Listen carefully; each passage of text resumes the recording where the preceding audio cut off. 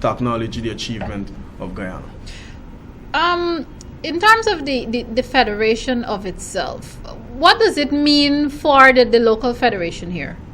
Well, it gives a pep in our step, so to speak. Mm-hmm. And it's good because sponsors often ask the question, well, what is happening? And bodybuilding, as the director of sports would have alluded to earlier, bodybuilding on a yearly basis has been returning medals to Guyana. But this has been our most successful year, right? Do you believe that we put it out there enough? Because, again, we always talk about cricket, basketball, the usual. It is not, you can correct me if I'm wrong here, I'm now learning. No, it's correct, you're correct. It's not really a traditional sport. No, it's not, you're correct. Do you feel that we need to do more to push bodybuilding? We should. As you rightfully said, we're more focused on cricket and now football as well. Mm-hmm. So bodybuilding is still treated as a niche sport, right, for want of a better term. So there's not a lot of emphasis placed on it. And even when in terms of sponsorship, seeking sponsorship from corporate Guyana, there's not a lot of interest placed on bodybuilding. But bodybuilding has been putting Guyana on the map for quite a number of years. We have Mr. Hugh Ross, who won the Mr. Universe title, and he has been continuously representing Guyana at different competitions, Mr. Worlds, and so forth. But still, we're still being treated as a niche sport. But we intend to get it more out there. And what we always say is that bodybuilding is more or less the father of all sports, because if you play cricket, you play basketball, whichever sport you play, you need some amount of strength training, you need some amount of bodybuilding education in order to get your body fit and in order to recover as well. I'm happy you talked about the body and the training and so on. Have you capitalized on, unfortunately, viewers, and you know this, we live in an era where chronic non-communicable diseases, diabetes, heart disease, and so on. And in terms of training to getting your body, what you will be doing at the same time is being healthy and hopefully trying to live longer. Has the Federation tried to tap into that problem and use bodybuilding to say, okay, you can be getting a twofold benefit here? Yeah.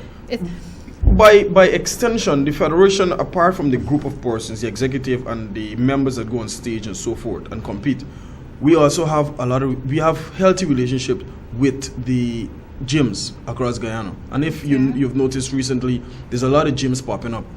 Right now we have two of, in my opinion, the best gyms in the Caribbean, being Fitness 53, owned by Mr. Sarwan, and Space Gym. Not taken away from the other gyms. Guyana, we have some good gyms in Guyana as compared to gyms I would have experienced in different parts of the Caribbean. And the reason why the gyms are popping up is because I think persons are more coming to the senses, for want of a better term, and realizing how important it is to live a healthy life. Coupled with the fact that this age of young people, they want to live longer because there's a lot more things to enjoy. There's the opportunity now to see the world it has never been at this level. And in addition to that, persons are more educated now about their bodies, about their health, and what to eat and what they need to do. So you have an influx of persons heading to the gym, remaining fit, and so by extension, what we would have been doing with the gyms, and every time we have a program, is to encourage a healthy way of life. Perfect. Coming back to bodybuilding, again, I'm also learning here today, viewers. You talked about the Darcy Beckles. Is that a competition? The Darcy Beckles Classic is a competition hosted in Barbados. Throughout the Caribbean, there's about 10 different competitions hosted by individual countries. We recently had one, the Stage of Champions, that was held last Saturday at the Theatre Guild. That competition involved Suriname, Guyana, Barbados, Anguilla, and Trinidad.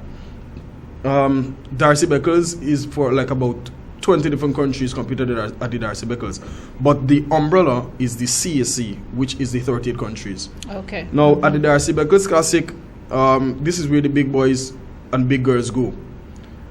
In terms, when I say big girls, in terms of bikini, the bikini champions go to the Darcy Beckles Classic and the CAC as well. But the difference is at the Darcy Beckles, there's a less categorizing.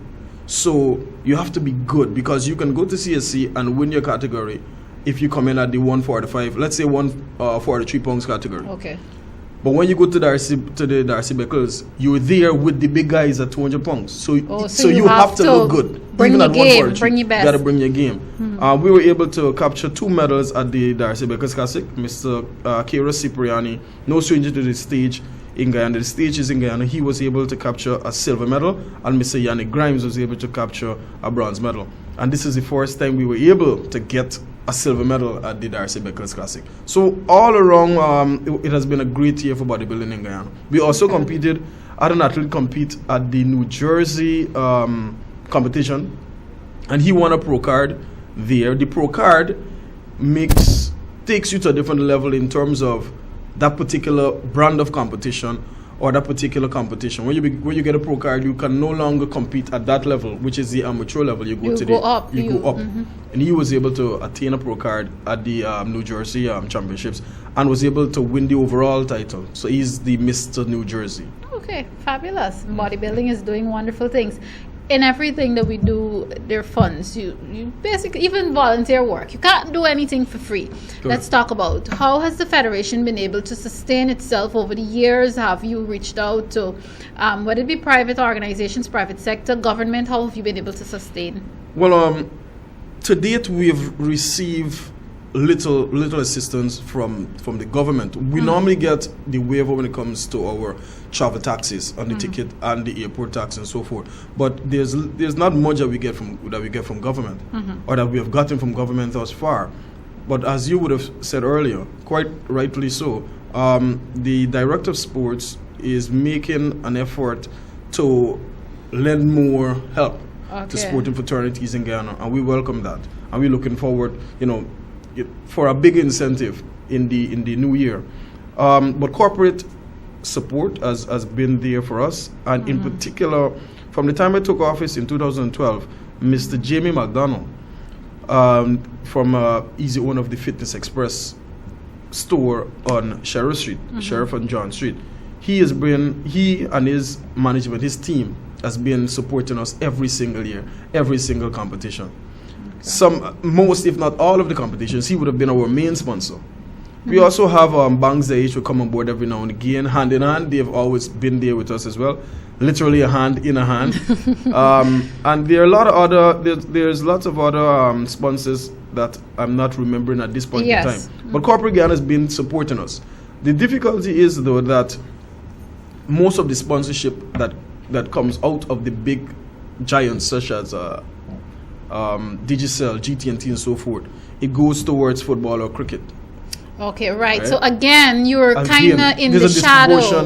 There's some, because we get funds to do the local competitions, but then when it comes to sending the athletes overseas, when you have to cater for about $400,000 per athlete, and you want to send a team of 5 athletes, and normally Guyana sends the smallest team because of cash. Barbados team is their expense.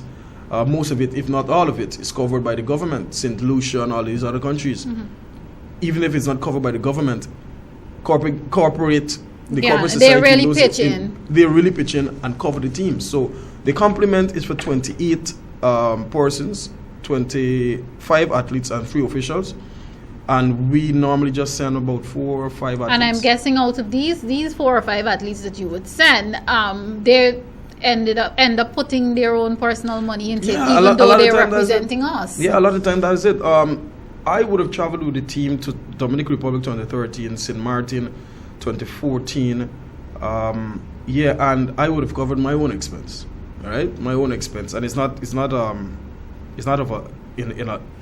the lowest extent when you think about the amount. I wouldn't say the amount, but it cost me a penny to go, but I was able to go there and represent the interests of the athletes. Because when you send athletes overseas, you need an official to travel with them to represent their interests, to be an advocate on their behalf. So I saw it as not a burden, but I would have taken the position as president. So I think it's my responsibility to represent. To do that. All right. And before we have to begin to wrap up our I think this turned out to be a very good discussion. We got so much out of you, and viewers.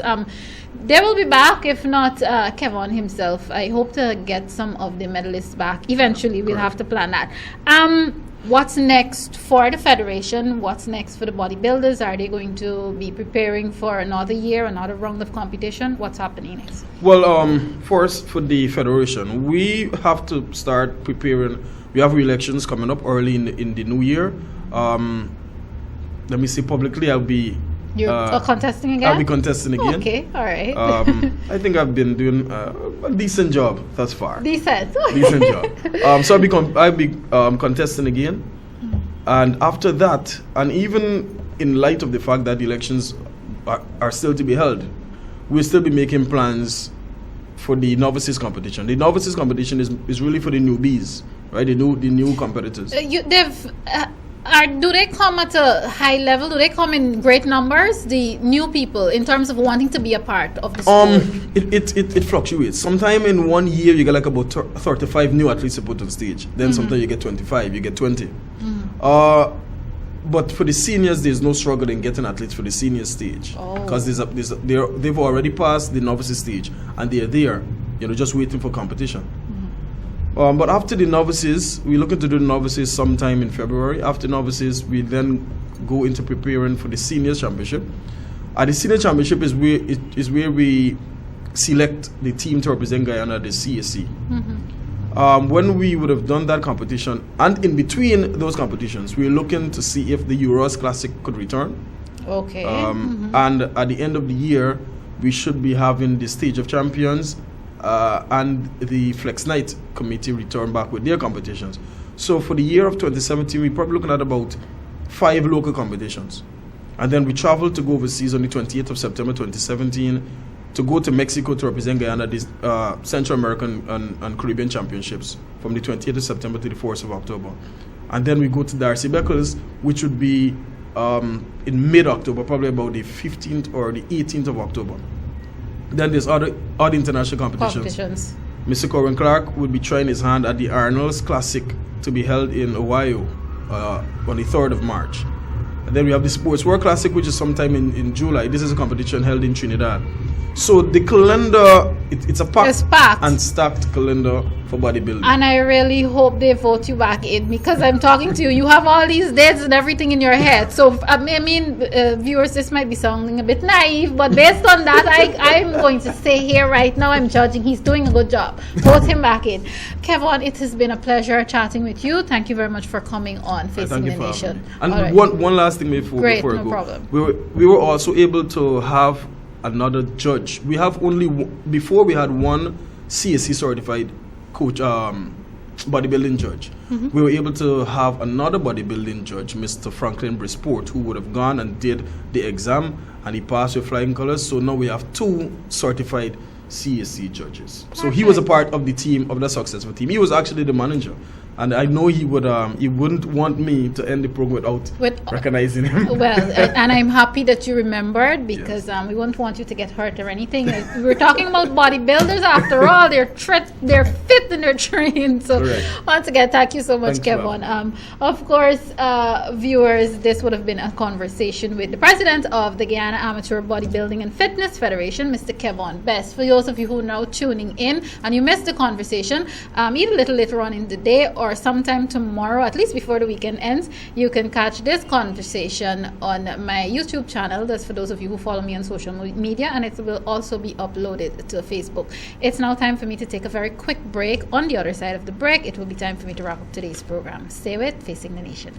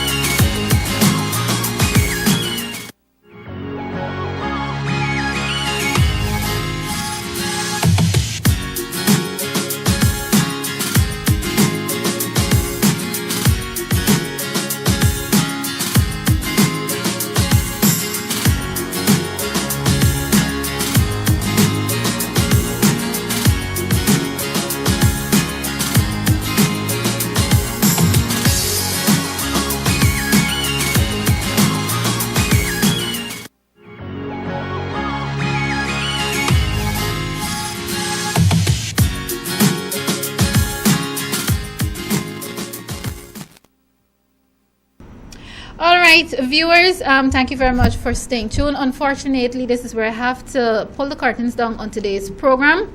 Once again, let me take the opportunity to thank the African Business Roundtable, of course, and Eric Phillips, who is the elected chairperson. Remember, it's about, and again, for those of you now joining, you can also catch that conversation either on YouTube or on Facebook a little later on in the day. That conversation focused on the necessity and the need for a black business chamber. And let me just take this opportunity to remind you, the conversation was not to offend anyone of any other ethnic race. It basically highlighted what Afro-Guyanese, especially persons in those groups, in that particular group, are calling for, what is rightfully ours, what we work for, and what we deserve. So it is not to try to isolate any other ethnicity. It's about what should be ours and what we think should be ours. Also, thank you very much once again to the Guyana Amateur Bodybuilding and Fitness Federation. Of course, you know, I just had that conversation there with the president, who is Mr. Keavon Bess. And once again, congratulations to the team who participated in the Central America and Caribbean Bodybuilding Championships recently. They did very well for Guyana. They did us proud. And of course, we'll try our best to continue to highlight not only sports in general, but specifically the bodybuilding and fitness federation. Unfortunately, this is where I have to leave you for this week. I am Malika Ramsey. Thank you very much for tuning in as always. Be good Guyanese citizens. Take care of yourselves. And of course, take care of each other. This has been Facing the Nation.